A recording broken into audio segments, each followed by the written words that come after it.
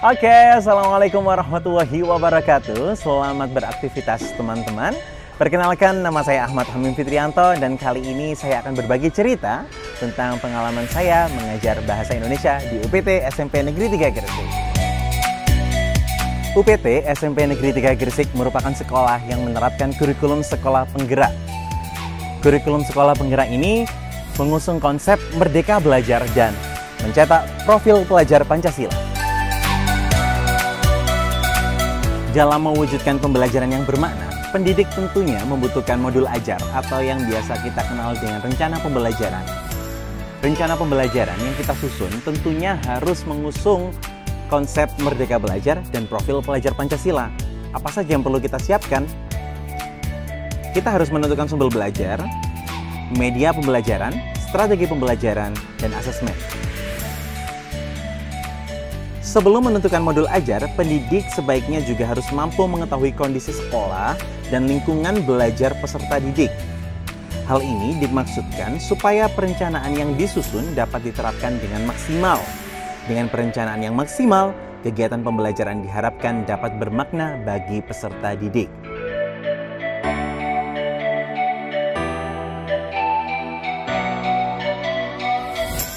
Hidup di era teknologi memudahkan pelaku pendidikan dalam melaksanakan sirkulasi pendidikan.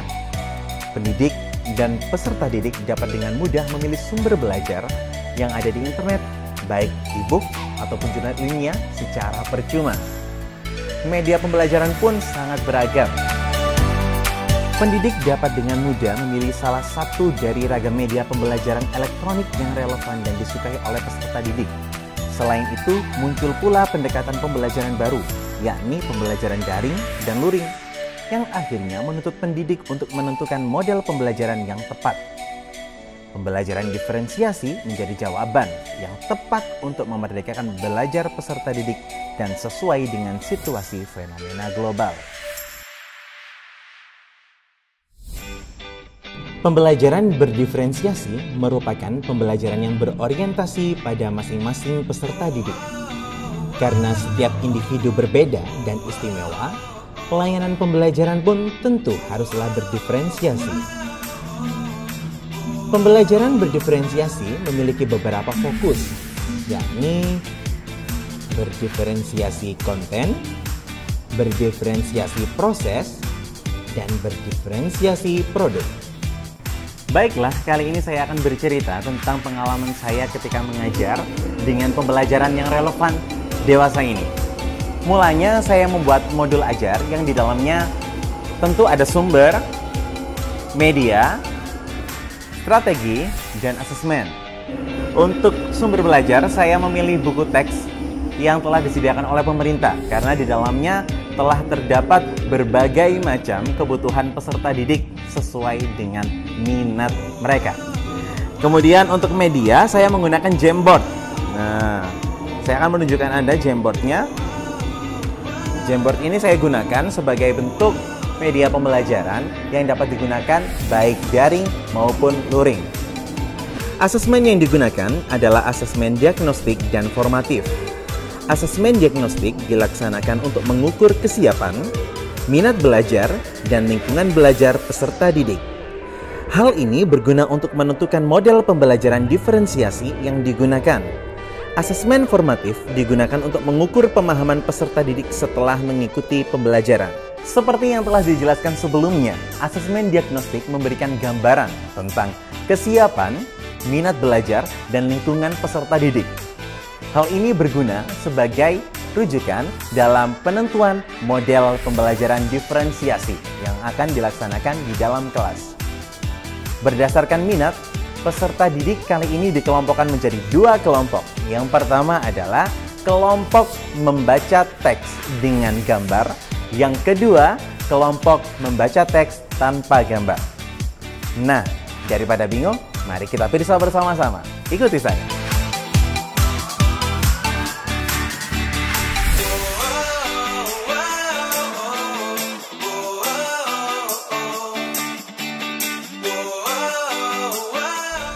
Setelah modul ajar disusun atau rencana pembelajaran telah dibuat, tentunya pendidik akan melaksanakan kegiatan pembelajaran. Nah, kali ini saya akan menyajikan cuplikan-cuplikan kegiatan pembelajaran Bahasa Indonesia materi logika dan fantasi.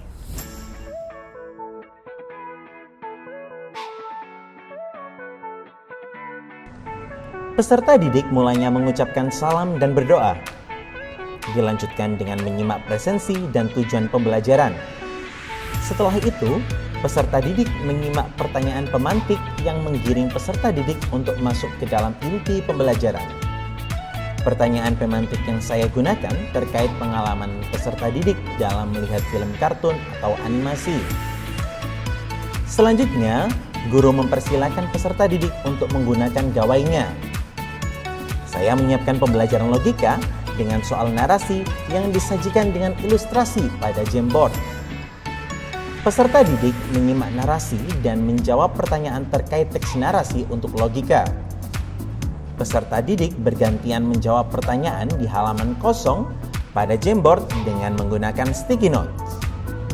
Setelah itu, guru menyilakan peserta didik untuk membacakan jawaban satu persatu hingga ditemukan jawaban terlogis. Setelah belajar logika, peserta didik saya minta untuk membaca teks dan atau komik yang tersaji di dalam buku teks. Setelah itu, dua peserta didik perwakilan dari kelompok membaca tanpa gambar dan membaca dengan disertai gambar untuk mempresentasikan apa yang telah dibaca. Guru mengecek pemahaman dengan bertanya dan peserta didik dapat berkomentar. Setelah itu, peserta didik menyimak penjelasan guru terkait logika dan fantasi. Lalu saya mengajak peserta didik ke aula dan membagi menjadi kelompok kecil. Setelah terbagi menjadi beberapa kelompok, saya menyajikan beberapa kalimat dan dengan cepat dan tepat, kelompok kecil menebak jawaban yang benar. Jawaban yang benar hanyalah mengategorikan apakah kalimat yang saya sampaikan tergolong ke dalam logika, imajinasi, atau fantasi. Setiap anggota kelompok menjawab pertanyaan secara bergantian. Kelompok dengan jawaban yang paling benar dan paling banyak adalah pemenang. Setelah permainan selesai, peserta didik menyimak penjelasan saya terkait adanya tugas dan pembelajaran berikutnya, disertai simpulan juga.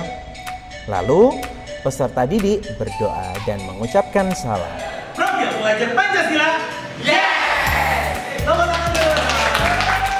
Tak ada gading yang tak retak. Mungkin peribahasa itu sedikit cocok dengan pembelajaran yang telah saya lakukan, karena masih terdapat catatan-catatan yang dapat menjadi bahan evaluasi bagi pembelajaran berikutnya. Ketika peserta didik sedang menjawab pertanyaan dengan cara menuliskan jawaban di sticky note pada Jamboard, peserta didik yang lain sedikit usil dan mengganti atau mengubah jawaban temannya, atau mungkin menggeser lokasi dari jawaban temannya. Ya, ada plus, ada minusnya juga. Karena ternyata dengan penggunaan Jamboard ini, peserta didik masih terbilang asing. Jadi ini adalah sesuatu yang baru dan membutuhkan sedikit tambahan waktu. Namun terdapat beberapa solusi yang bisa diterapkan dalam kegiatan pembelajaran logika dan fantasi tersebut. Untuk peserta didik yang sekiranya masih baru menggunakan Jamboard, saya pribadi akan mendekati mereka dan saya akan memberikan mereka pembelajaran secara mandiri dan personal supaya mereka lebih cepat dan lebih tanggap. Untuk teman-teman yang usil, saya akhirnya menyediakan beberapa halaman khusus untuk setiap peserta didik. Jadi dalam satu halaman hanya ada satu jawaban peserta didik. Kelebihan dari pembelajaran kali ini adalah peserta didik lebih aktif dan responsif.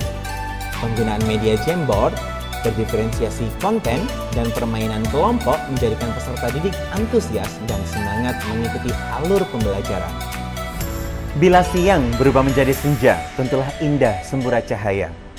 Bila berpisah sudah di depan mata, sudilah kita berdoa segera bersua.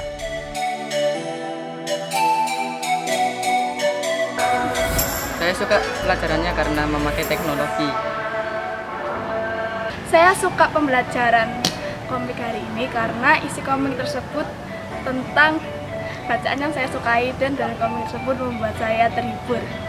Saya senang dengan permainan yang diterapkan karena menambah keaktifan saya dan ketangkasan saya. Terima kasih. Saya suka pembelajaran ini karena dalam pembelajaran ini saya bisa memilih bakat dan minat saya dan membuat saya lebih aktif lagi.